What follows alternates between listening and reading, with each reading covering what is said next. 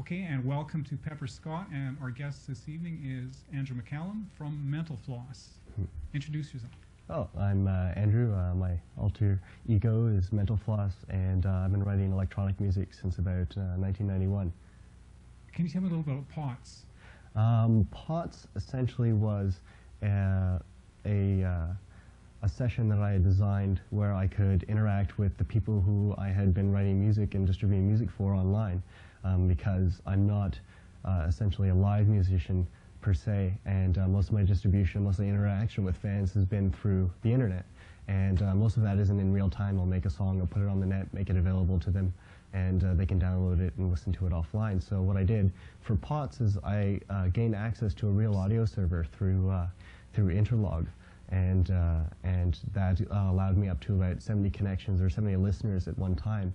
So one day I just sort of started collecting email addresses for people who would want to sit down and listen to this sort of thing, where I could actually talk to them and they could sort of type back to me, and I could actually play a semi sort of live set for them on the net. So just one day during August, on a Wednesday, I had set up all my equipment in my basement with all my computers around me, and I had sort of an IRC chat session going in front of me, and encoded it, sent it to Interlog, where it distributed it to all the listeners online, and I just sort of talked back and forth. It just started by just picking up the microphone and saying, hey, and then going from there. And how many listeners have been online listening to your stuff?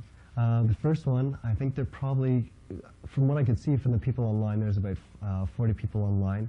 I've done 3 so far, and the second one I was actually able to get better statistics for. On that one we gained probably about 120 listeners online. Okay, I understand the Dr. Trent's show has a listenership of 50,000, and you had a gig with them.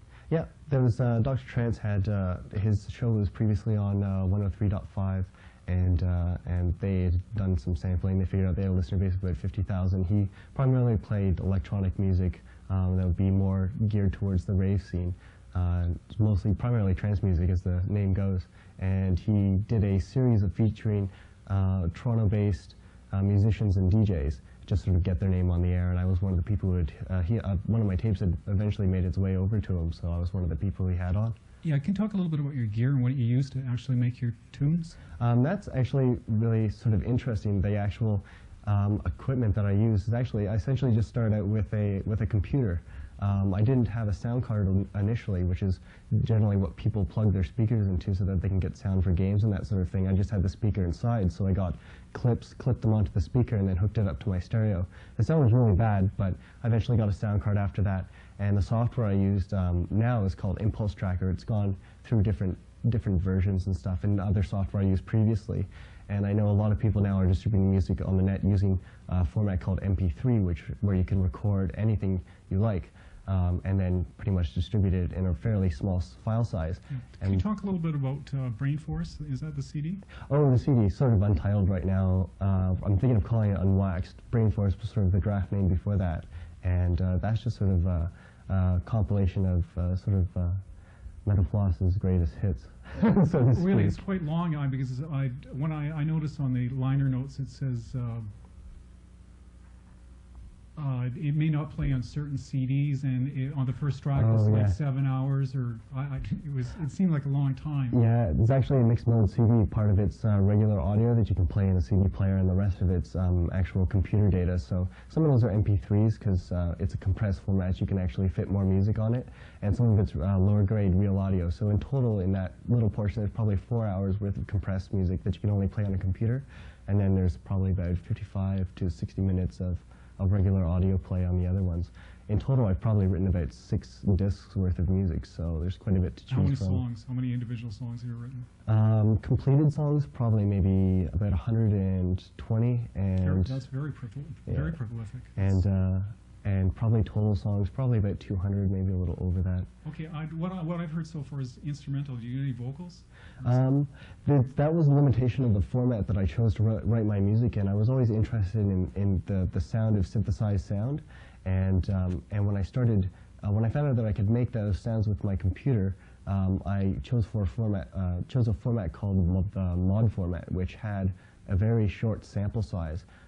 You could maybe only fit about 3 seconds worth of audio for one sample. So if you wanted to put in lyrics, you'd have to chop up your samples in 3-second little bursts, and then you had only a maximum of 32 samples that you could use in it. So I wasn't really lyrically minded when I first started out with, but I find that a lot of the music I have written, you could actually add voice into it, but it's not the way that I think, not the way that I really write. Effects Communications is a duo that I've come to know.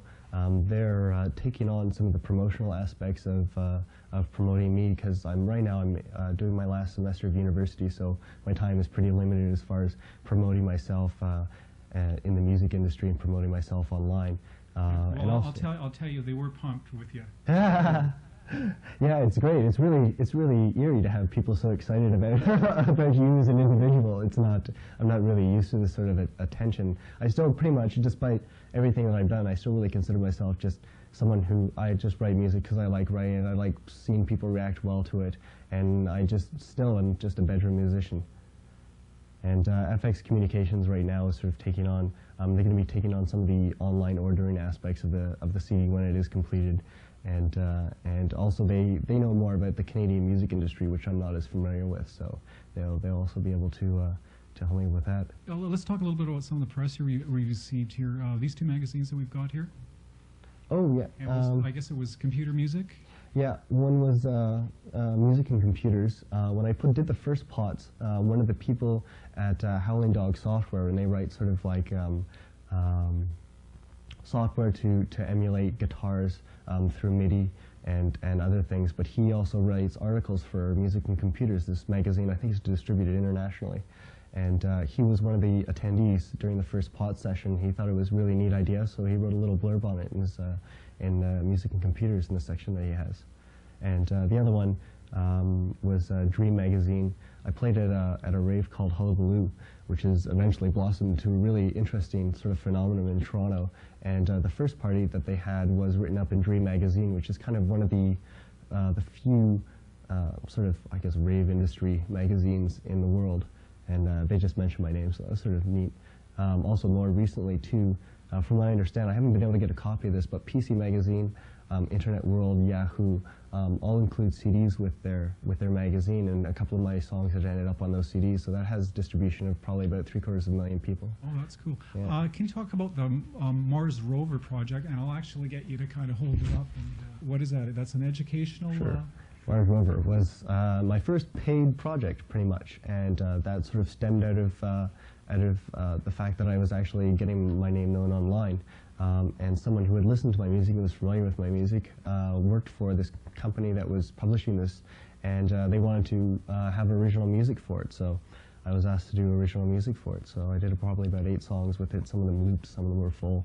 It was kind of neat to write music for a specific sort of intention rather than just writing music and sort of whatever interested me. Obviously the songs interested me. So were you kind of forced to narrow your way of thinking, or would just somebody tell you, look, I want this particular soundscape, or it didn't really make that much of a difference after all? Or eventually the clips were sort of used in different spots. Was it like writing a jingle? Yeah, it was. I think a lot of like it. It was very interesting too to be put in that position, because I found myself I had to be creative on demand because I had a deadline to reach and I was getting closer to it. What do you label it? It's sort of hard to say because I come from a very diverse musical background. I did piano, I played oboe, I played guitar. I mean, I have interest in other music than just electronic music, but I'd say most of my music has some sort of trance-like feel that's shared by many different genres. And probably the majority of my music, as far as techno music goes, I'd say the earlier type of music that I was making was more along the lines of trance music and hard trance. The stuff I'm currently writing is more like house and minimal techno and ambient and drum and bass.